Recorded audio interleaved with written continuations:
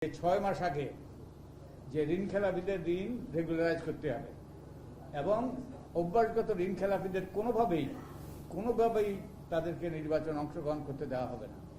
নির্বাচন কমিশন যদি এটা গ্রহণ করত তাহলে কিন্তু ঋণ খেলাপি মানে কি, যারা অভ্যাসগত ঋণ খেলাপি তারা হলে মানুষের পকেট কেটেছে, তাদেরকে আমাদের আইন ভঙ্গকারীদের কিংবা যারা মানুষের পকেট কেটেছে তাদেরকে আমাদের যে আইন প্রণেতা হিসাবে নির্বাচিত হওয়ার সুযোগ থেকে বঞ্চিত করা যেত। তো এটা একটা জটিলতার সৃষ্টি হয়েছে। আর যেটা নির্বাচন করেছে তার আগে যে আদালত যে তাদেরকে সুযোগ দিয়েছে এবং আমরা জানতে চাই কি বিবেচনার সুযোগ দিয়েছে। যে সুস্পষ্টভাবে আদালতের রায় আছে মনোনয়নের ক্ষেত্রে নির্বাচনের কমিশনেরই সিদ্ধান্ত চূড়ান্ত।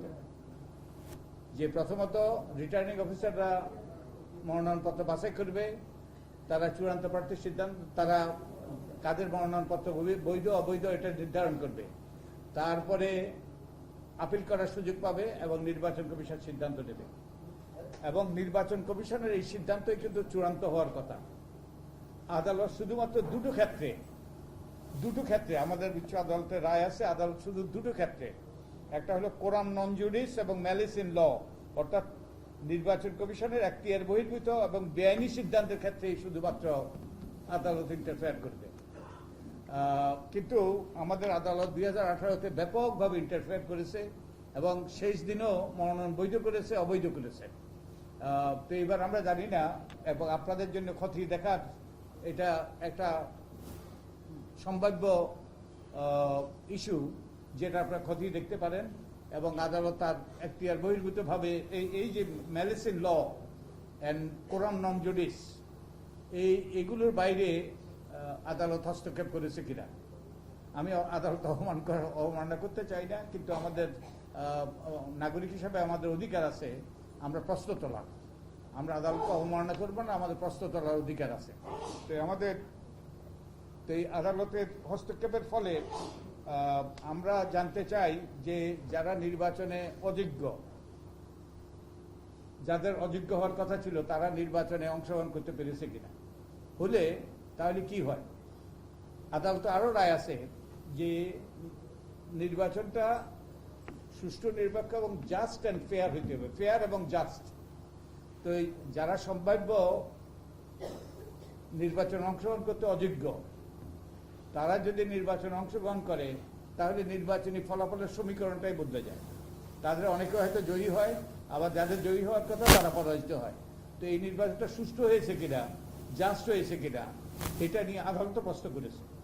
এটা নিয়ে আপনাদের প্রশ্ন করার সুযোগ এসছে যে কয়েকজনের তো রেজাল্ট স্থগিত করেছে, তারা দুইজনের এবং অন্যরাও যদি হয়তো আদালতে মামলা হবে, ইলেকশন পিটিশন হবে।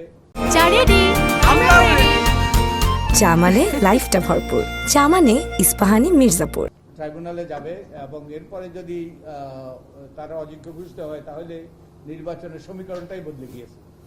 এবং নির্বাচন কমিশন এর উপরে তাদের একটা দায়িত্ব ছিল।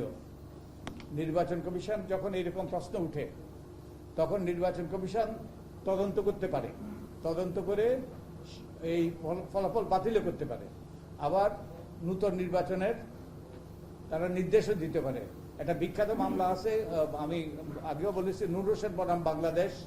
এই নূর হোসেন বনাম বাংলাদেশ মামলায় সেই নারায়ণগঞ্জের নূর হোসেন আর সেই নজরুল ইসলাম, নূর হোসেন বনাম নজরুল ইসলাম নারায়ণগঞ্জের সাতকুপের সাথে যারা জড়িত, তাদের মামলায় বিচারপতি আবাদলক সুস্পষ্ট রায় দিয়েছে যদি নির্বাচনের সময় কারচুপি কিংবা নির্বাচনটা জাস্ট এবং ফেয়ার হয়েছে কিনা এই নিয়ে যদি প্রশ্ন ওঠে তাহলে নির্বাচন কমিশন তদন্ত সাপেক্ষে সেই নির্বাচন বাতিল করতে পারবে এবং নির্বাচন কমিশন পুনর্নির্বাচনের নির্দেশ দিতে পারবে। তো এবার এই প্রশ্নগুলো উঠেছে, আপনারা তুলেছেন, আমরাও তুলেছি। কিন্তু নির্বাচন কমিশন তদন্ত করে নাই। নির্বাচন কমিশন বরং যেটা করেছে তড়িঘড়ি করে গভীর রাতে তারা সেই গ্যাজেট প্রকাশ করে দিয়েছে। তো গ্যাজেট প্রকাশ করার একটা তাৎপর্য হলো নির্বাচন কমিশন যখন গ্যাজেট প্রকাশ হয় তখন নির্বাচন কমিশনের এটা এখতিয়ারভুক্ত হয়ে যায়। তারা হাত মুছে নিয়েছে, তাদের আর কোনো কিছু করণীয় নাই। ওটা ইলেকশন পিটিশন এবং ওটা ওই যে আদালতের এই যে কি বলে এটাকে যে ট্রাইব্যুনাল এটা সিদ্ধান্ত হইতে হবে, নির্বাচন কমিশনের আর কিছু করার নেই। কিন্তু যেটা নির্বাচন কমিশনের করা উচিত ছিল, যেহেতু এই প্রশ্নগুলো উঠেছে তড়িঘড়ি করে, এবং আমরা নির্বাচন কমিশনে অনুরোধ করেছিলাম যে নির্বাচন কমিশন এগুলো তদন্ত সাপেক্ষে এই ঋণ খেলাপি, তার বিল খেলাপি, ঋণ খেলাপি এবং দ্বৈত নাগরিক এবং অন্যান্য যেসব ক্ষেত্রে অযোগ্যতা আছে সেগুলোর ব্যাপারে তদন্ত করে সিদ্ধান্ত নিয়ে তারপর যেন এই যে গেজেট প্রকাশ করে। এবং আমরা এক্ষেত্রেও একটা গুরুত্বপূর্ণ আমরা সুপারিশ করেছিলাম। আমরা বলেছিলাম যে নির্বাচন কমিশন নির্বাচনের পরে 48 ঘন্টার মধ্যে তারা নির্বাচনটা সুষ্ঠু হয়েছে কিনা এটা সার্টিফাই করবে। এটা গুরুত্বপূর্ণ, কারণ নির্বাচন কমিশনই স্বাধীন সাংবিধানিক প্রতিষ্ঠান নির্বাচন করার জন্য। এখন তারা যেটা করে, যেটা রিটার্নিং অফিসাররা যেই ফলাফল দেয় এটাই তারা গ্যাজেট হিসেবে প্রকাশ করে দেয়।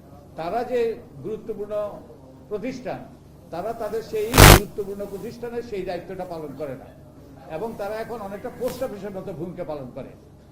তথ্য আসতো, তথ্য আবার সে চিঠি আসতো, স্ট্যাম্প দিয়ে পাঠিয়ে দিল।